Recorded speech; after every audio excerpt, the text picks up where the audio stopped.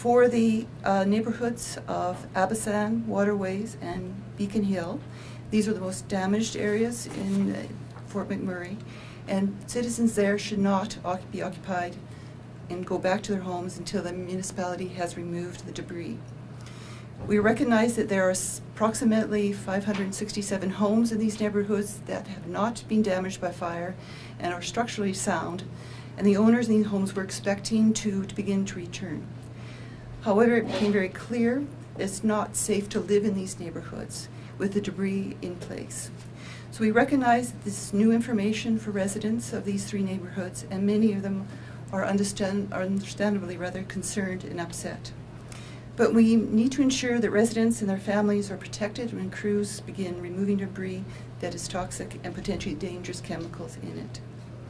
The municipality will be making arrangements for the residents of these homes to have access to retrieve personal belongings as long as the home is structurally sound. Residents will need to be accompanied by municipal officials and will be required to wear personal protective equipment. But for those folks who thought that they were gaining access and then staying there, what we're telling them now is that they need to find alternative accommodation in Fort McMurray or come back to wherever they are currently staying and look to finding temporary accommodation throughout essentially the remainder of the summer. And that's everyone who lives in those three areas that you identified? Indeed. You said the number of people that impacts is 2,000 only? It's a little, well, it's an estimate between 1,500 and 2,000, would you say? Yes, ma'am. Yes. 567 homes.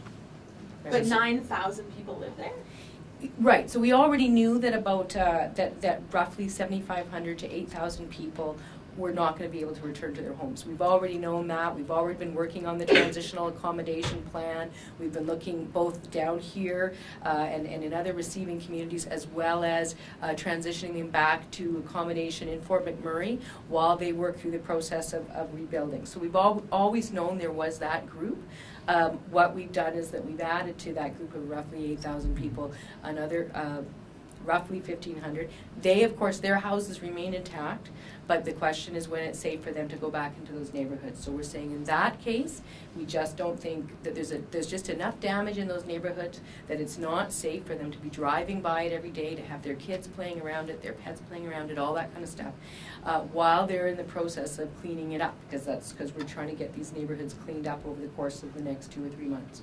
And so those people will have an extended period of time, and so they can get in touch. Of course, the regional municipality and at the welcome centers, there'll be more information about longer term housing, and as well, we've already ourselves introduced an interim housing support program. So there's a number of resources that will be made available to them. So are you saying that